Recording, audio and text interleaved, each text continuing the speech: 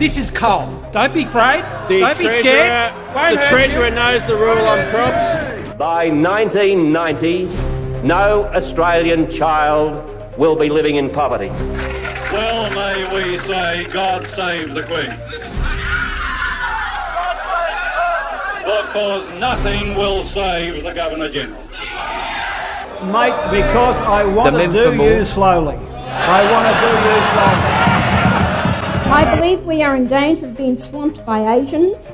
But we will decide who comes to this country and the circumstances in which they come. People are entitled to their sexual proclivities. I will not be lectured about sexism and misogyny by this man. I will not. The Australian public does not want to see this place descend into a political coliseum. You sit down, Buffett. Welcome to The Take.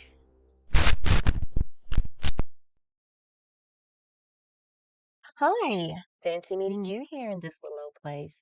I'm Tish, and this is Echo Echo. This is The Take. It's both. Hello.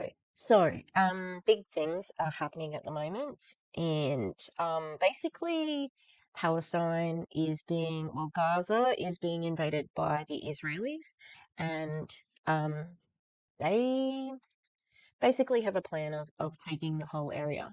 Now, that might be like, well, weren't they already taking the whole area? I mean, yeah. It's 90% gone. There's this awful a senator. Is he a senator or in the Senate or Congress? I can't remember. His name's Randy Fine. He's disgusting. He took Matt Gates's seat when Matt Gates was ousted. Disgusting human, really racist, Islamophobic. He said that Gaza should be bombed. Oh, and a Zionist. Gaza should be bombed like Nagasaki and Hiroshima. Yeah, my guy, too late.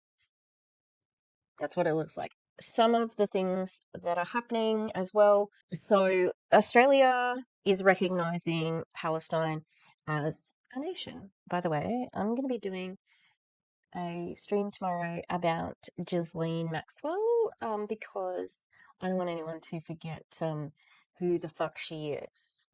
She's a predator. She is a bad person. She was not a victim of Jeffrey Epstein. She was a partner. Okay, so I'm mad from the get-go because I have been watching us say that Israel has the right to self-defense, and now we're formally recognising Palestine. Australia formally recognises state of Palestine as Anthony Albanese arrives in the US. He's going to the US?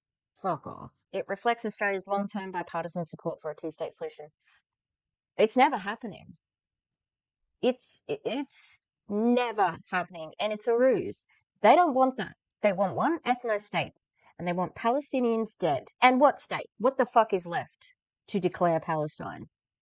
This is a little too late. In short, Australia has recognised Palestine as a sovereign state, becoming one or more of 150 countries to do so. The declaration was matched by Canada and the United Kingdom and comes as an Australian delegation led by the Prime Minister arrives in New York for the 80th session of the United Nations General Assembly. What's next? Australia will use the Assembly to declare its 2035 emissions target of a 62 to 70% reduction on 2005 levels and promote its social media ban for under 16s. That's so dumb. Who cares? Yes, so great. So if it's a sovereign state, right, does that mean they have the right to self-defense? Yeah. If you want real change in Australia, you need to get rid of these fucking people, and they deserve to be before The Hague with everybody else when the war crimes come up. Mr. Albanese said Australia was taking its own position as a sovereign nation. Our foreign policy isn't determined in Washington or Beijing or Wellington for that matter. Is it determined in Israel? He didn't mention them. Disgusting. Disgusting. Just really gross. Completely useless at this point in time. Make them accept aid. Get some justice for the Australian that was killed. What's her name? Zoe. Very close. Zoe Francom. I said Zoe from Zoe Francom. Oh, you described the death as unacceptable. Yeah, do you want to follow that up with any charges? Because someone was guilty of that murder. So, big trigger alert. This is going to be terrible. I haven't watched it, but I wanted to share it. Some Australian doctors who are working with women and children working, delivering babies, because yes, people are still getting pregnant and having babies and things like that. And an Australian doctor, maybe two, I can't remember, they delivered a baby. They performed a C-section, cesarean section, on a headless woman. Yeah, so this is going to be pretty fucking heavy. I had a beheaded lady who was 9 months pregnant that we had to deliver her by an emergency C-section in the emergency room. Hi, I'm Dr. Sayed Aziz. I'm an anaesthetist who works in Australia, and essentially I'm in a state of shock. We're in Al Shifa Hospital. We've been... Look at what's behind them. That's a hospital, and it's like being bombed. Fucking hell, like seriously, these people are heroes, like absolute fucking heroes. I cannot believe that we have these people who are documenting exactly what's happening. And like, if this was fake, it would be like, how would you even arrange it? Like, how could you paint on it?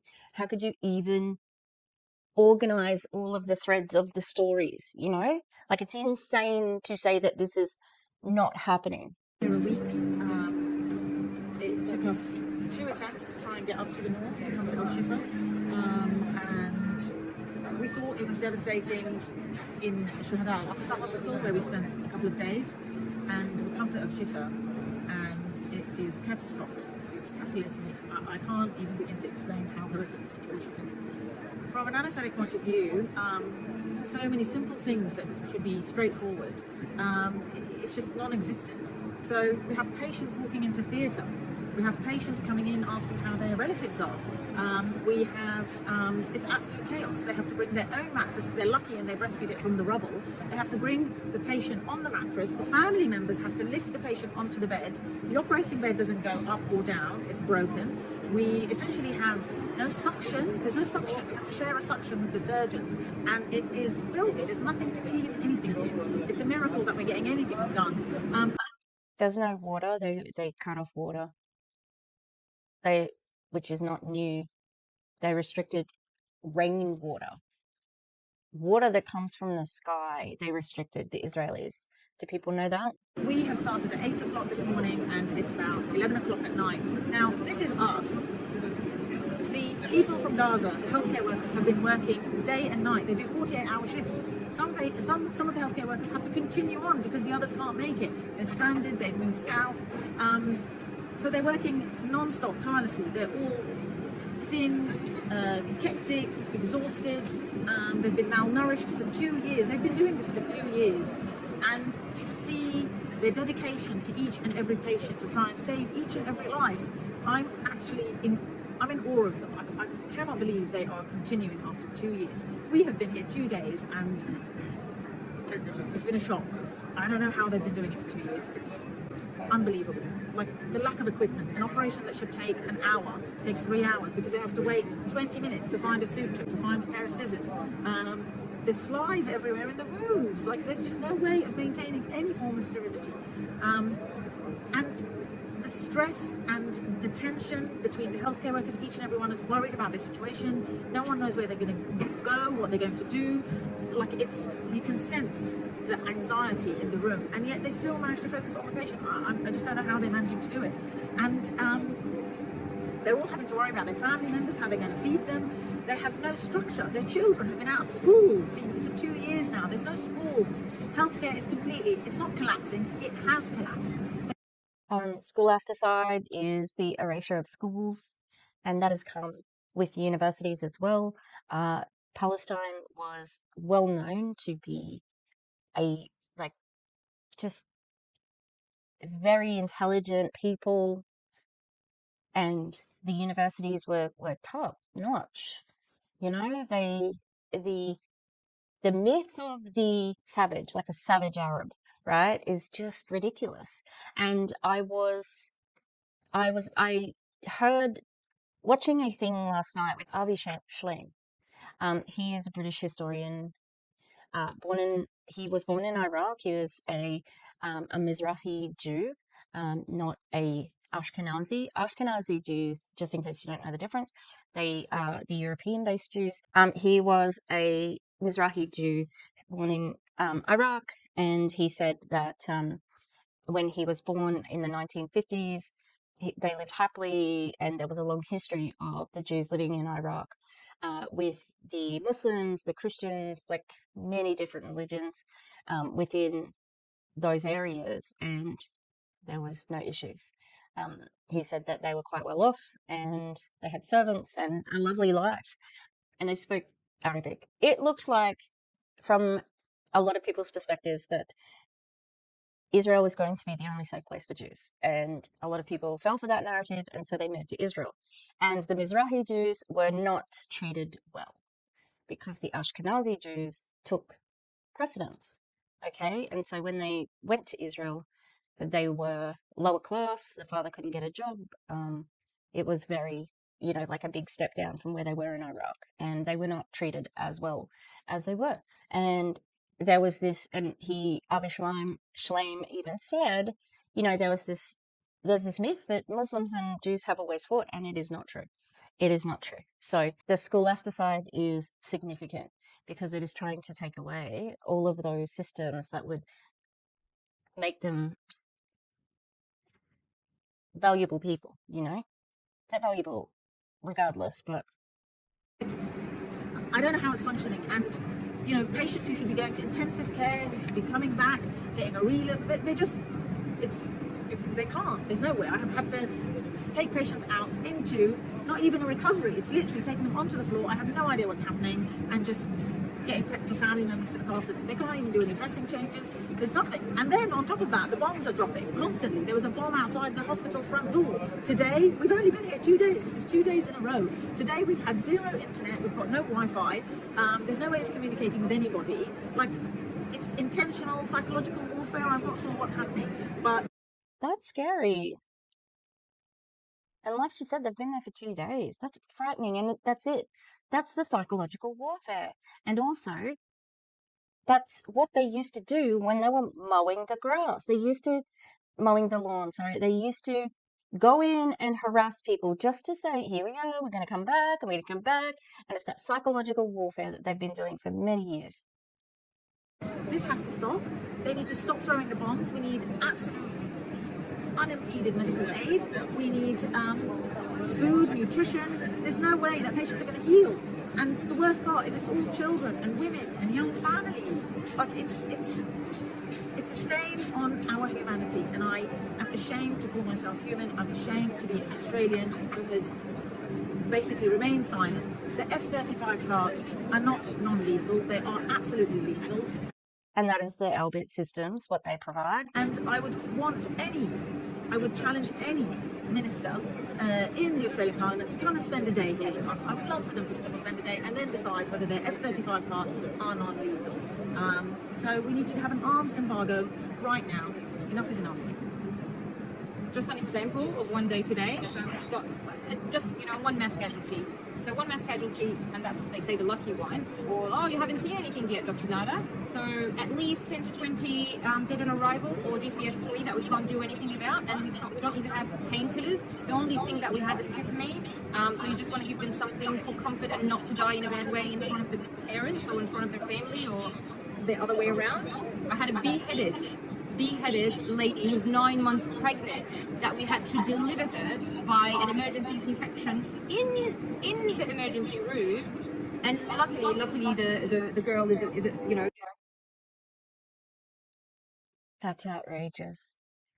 I've watched a lot of the Nuremberg trials and read a lot about it, and these doctors are the storytellers for this because of the death of so many journalists. These are the people. This is the record. Thank fucking God that we have cameras, that we can record like this, that these things exist. A lot of people are shitting on social media and all that sort of thing. But especially with, TikTok being sold and so much of our social media, including YouTube, is trying to censor what we are saying about Israel. And I'm not sure if I said this last time or if where I heard it, but in the last days of apartheid South Africa, they were the most violent because they knew it was going down. And that's what's happening here. I don't think they'll win. Yeah, so we need to keep pressuring the Australian government to stop doing this shit. Recognising Palestine now, 2 years into a genocide, that's hollow words. Ceasefire. And you need to resign, basically. I don't think that's going to happen anyway. Yeah, so share, speak up, do what you can. Like and subscribe if you would like, but yeah, who knows? Yeah. Don't forget tomorrow, going to be live going through Ghislaine Maxwell's conviction because she's a predator. She's a monster. She's a liar. She was found guilty of perjury, so her word is not to be taken seriously whatsoever. And the small bit that I did read of what she's done, so what she was when she was in getting deposed, like it was very sneaky. So that's going to be interesting. And because we shouldn't be shutting up about the Epstein files, and I think that has something to do with Israel as well. They've got all the fingers in all the pies. And yeah. All right. Goodbye now.